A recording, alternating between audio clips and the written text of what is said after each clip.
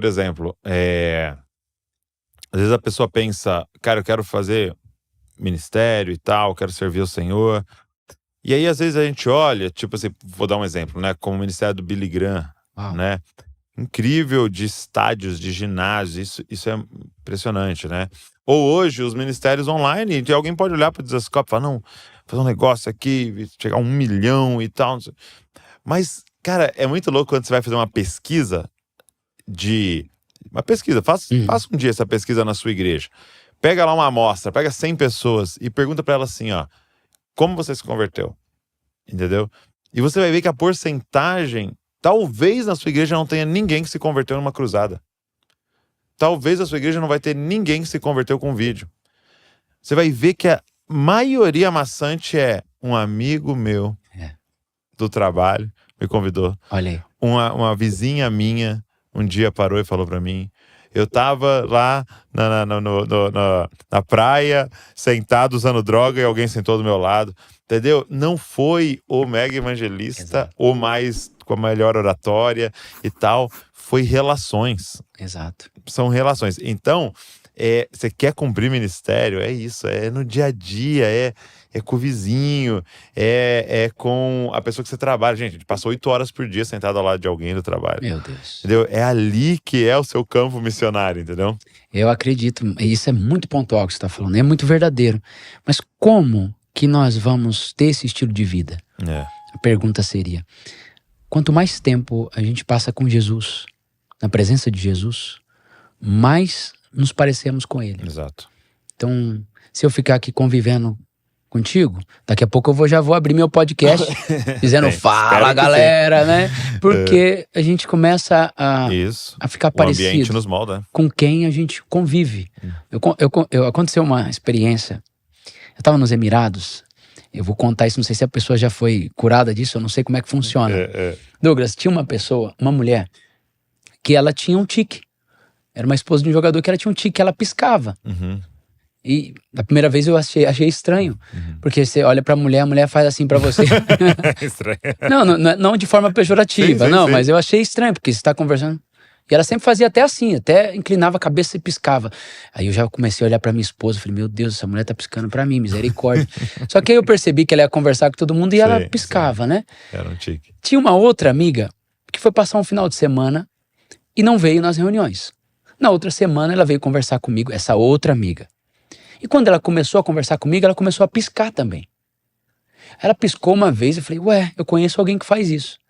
Ela piscou a segunda vez, eu perguntei, você esteve com a fulana de tal? Ela, pastor, nós passamos o final de semana inteiro junto. Como o senhor sabe?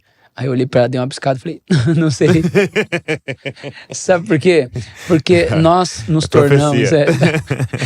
tornamos muito parecidos com aquele que nós andamos, né? Então nós ficamos parecidos com aquele que mais gastamos tempo. Então, se não estamos parecidos com Jesus, talvez não estejamos passando tempo suficiente com Ele, ouvindo a voz dEle, sendo ministrado por Ele. Por isso é necessário todos os dias parar um pouquinho, para ouvir, para ser ministrado.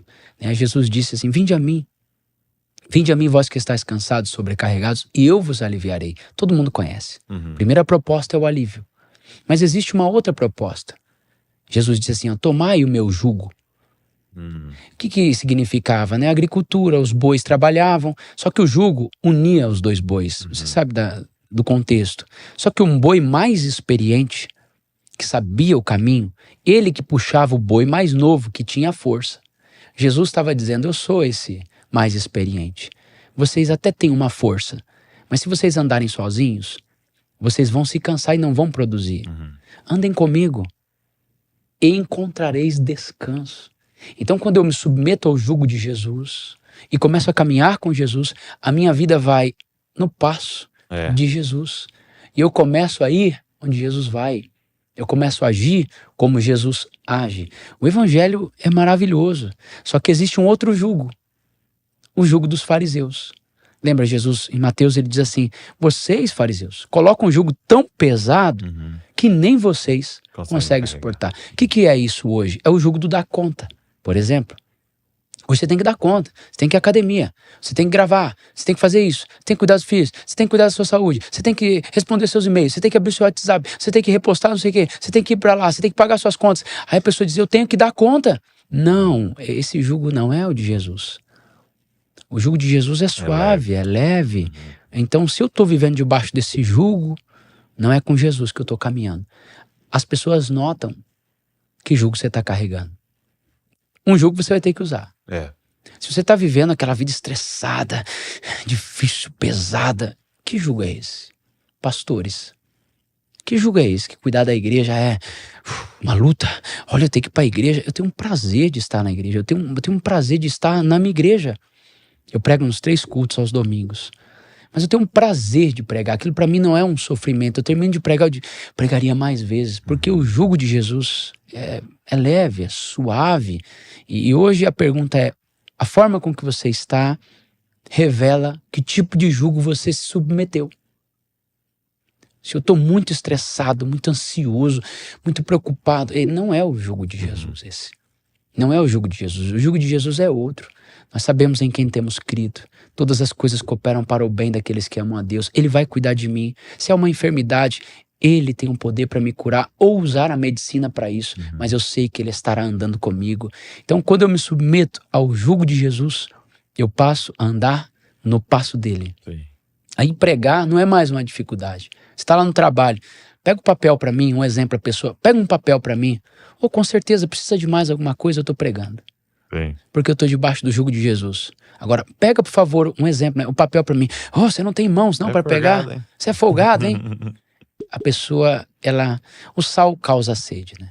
E se a pessoa que está convivendo conosco não sente sede, talvez não estejamos salgando tanto assim, né? Então eu acredito que todo cristão, ele precisa disso. E caminhar com Jesus é a coisa mais gostosa que existe. Não é que tudo é perfeito, você caminha com Cristo. Temos dificuldades, Sim. temos o esforço, né? Até porque a graça não anula o esforço, só anula o mérito, né? Então eu acredito que caminhar com Jesus é muito bom. O lance todo é que a caminhada com Jesus, ela é cheia de dores, ela é cheia de desafios, ela é cheia, mas ela não tem o desespero. Ela não tem o desespero que flui de um medo. Porque esse medo, e você vai reparar, está sempre ligado à solidão. Olha só. Então qual é a promessa do evangelho? Você nunca vai estar sozinho. Eis que estarei convosco todos os dias. Todo mundo sofre. Porque sofrimento é um método de Deus de amadurecimento também. Então ele vai permitir a gente sofrer. E pode até... e ele até usa isso para nos amadurecer, né? Mas por que não entra o desespero, né? Por que não entra esse desânimo do desistir? Porque nunca é sozinho. Meu Deus. Mesmo que você esteja distante de todos. Porque o desespero tá ligado a isso, né? O desespero tá ligado à solidão.